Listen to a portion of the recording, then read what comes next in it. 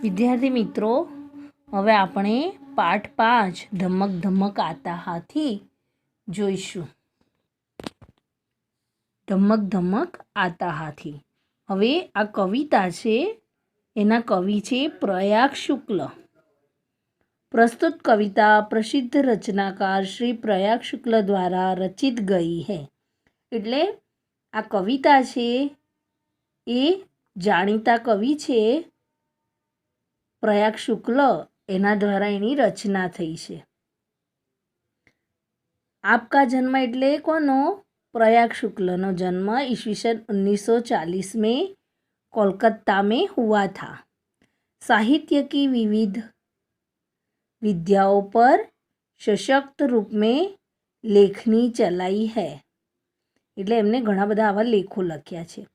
बच्चों के लिए आपने बहुत ઉલ્લેખનીય રચનાએ લીખી है. બાળકો માટે તમે ખૂબ જ સારી સારી જે રચના છે તમારી એ તમે લખી છે. आपके 9 काव्य संग्रह, 5 लघुकथा संग्रह, 3 उपन्यास, 1 कला पुस्तक, सत्यजीत रे पर एक पुस्तक प्रकाशित है. इसके अतिरिक्त पत्रिका का संपादन भी किया है. पत्रिका कोई आवे जे सामयिक जेवी, तो एનું પણ તમે સંપાદન કર્યું છે. તો આ કાવ્યમાં હાથી વિશે આપણને જણાવ્યું છે, તો આપણે જોઈશું. ધમક ધમક આતા હાથી. આતા એટલે શું? ધમક ધમક એટલે જોશથી, તેજીથી હાથી આવે છે. ધમક ધમક જાતા હાથી. ધમક ધમક એટલે તેજીથી અથવા તો જોશથી હાથી ચાલે ત્યારે એના પગ કેવા આમ થાંભલા જેવા હોય, એ મૂકીને ચાલે એટલે આપણને કેવું લાગે? તો એ પ્રમાણે ધમક ધમક જાતા હાથી આવે છે પણ એ રીતે ને જાય છે પણ એ રીતે. अपनी सूंड उठाता हाथी. सूंड એટલે સૂંઢ. હાથી પોતાની સૂંઢ ઉઠાવે છે, ઊંચી કરે છે. अपनी सूंड गिराता हाथी. गिराता એટલે નીચે પાડવી. अपनी सूंड हिलाता हाथी. अपनी सूंड घुमाता हाथी. હાથી હોય એ પોતાની, તમે જોયો હશે તો હાથી પોતાની સૂંઢ વડે જાત જાતના ખેલ કરે છે. ઘડીકમાં ઊંચે લઈ જાય, પાછી નીચે લાવે, હલાવે. બરાબર. ધમક ધમક આતા हाथी, धमक धमक जाता हाथी. जब पानी में जाता हाथी, भर भर सूंड नहाता हाथी. હાથી શું કરે છે? જ્યારે પાણીમાં જાય છે ત્યારે પોતાની સૂંઢથી એમાં પાણી ભરે છે અને સૂંઢમાંથી પાણી ભરે છે અને એ સૂંઢ ઊંચી કરી અને પોતે નાહી છે. જુઓ અહીંયા ચિત્રમાં આપ્યું છે. આ હાથી નાહી છે, પોતાની સૂંઢ વડે પાણી ભરે છે સૂંઢમાં અને પછી ઉપર ફુવારાની જેમ છોડી અને પોતે નાહી છે. કિતને કેલે ખાતા હાથી, યહ તો નહીં બતાતા હાથી. હાથી કેટલા કેળા ખાય છે એ આપણને બતાવતો નથી અથવા તો કહેતો નથી. બતાના એટલે આપણને કહેવું, એ કદી કહેતો નથી કે મારે આટલા કેળા જોઈએ.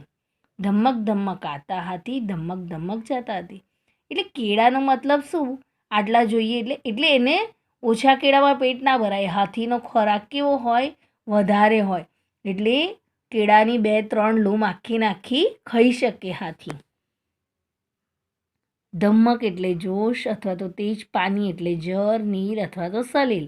હાથીનું બીજું નામ છે ગજ. બરાબર. હવે આપણે એના શબ્દ વિશે જોઈશું. સ્વાધ્યાય પોથીમાં એનું સ્વાધ્યાય જોઈશું. જુઓ, નીચેના પ્રશ્નના ઉત્તર માટે આપેલા વિકલ્પોમાંથી સાચો વિકલ્પ પસંદ કરીને ક્રમ અક્ષરમાં લખો. पृथ्वी पर हाथी कैसा प्राणी है? तो बड़ा प्राणी है. हाथी कैसे आता जाता है? तो हाथी धमक धमक आता जाता है. हाथी क्या उठाता गिराता है? तो सूंड.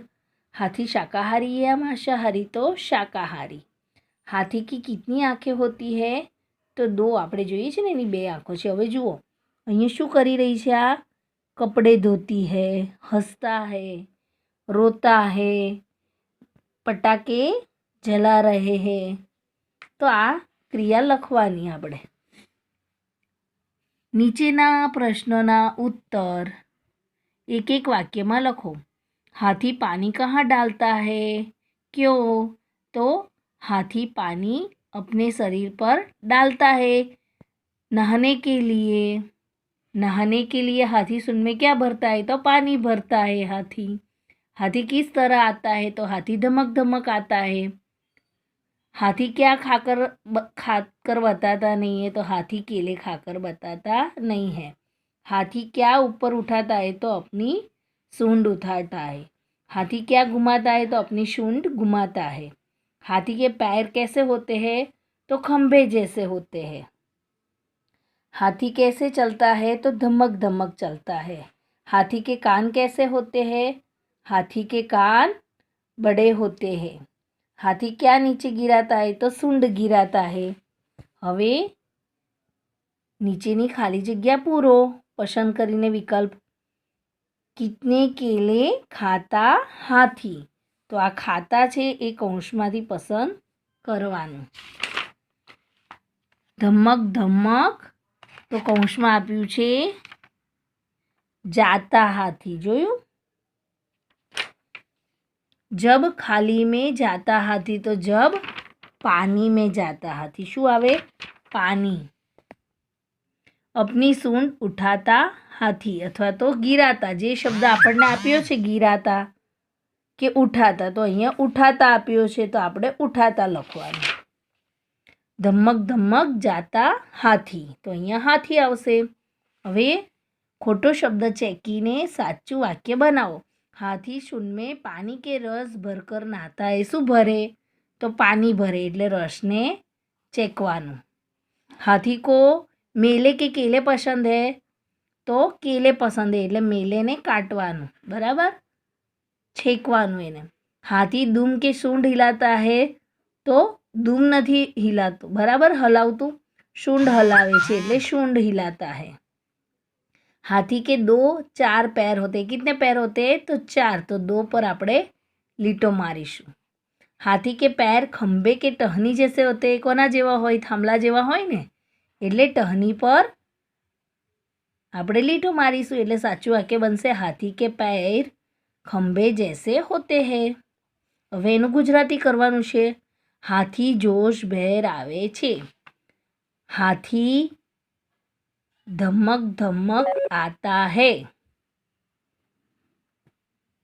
हाथी पोतानी सूंड हलावे छे। हाथी अपनी सूंड हिलाता है। हाथी सूंड में पानी भरीने नहाय छे। तो हाथी सूंड में पानी भरकर नहाता है। हाथी ने 2 कान होय छे। हाथी के 2 कान होते हैं। हाथी ने पानी में मजा पड़े छे। हाथी को पानी में अच्छा लगता है। हवे विरोधी शब्द तो उठाना तो गिराना, आना जाना, छोटा बड़ा। उठाना पर वाक्य हाथी अपनी सूंड उठाता है। हाथी अपनी सूंड गिराता है। आना हाथी धमक धमक आता है अथवा तो मुझे स्कूल आना अच्छा लगता है। मुझे मंदिर जाना अच्छा लगता है। छोटा मेरा छोटा भाई है। बड़ा नारियल का पेड़ बड़ा होता है। अथवा तो एवी रीते आवे बीजो शब्द मेरी पाठशाला का मैदान बड़ा है। अहीं एवुं लखी सके नारियल का पेड़ ऊंचा होता है। तो आ रीते आपणे वाक्य बनावीशुं अने लखशुं। हूँ तमने एनी PDF मोकलीश, ए तमारे जोईने लखवानी छे। ओके।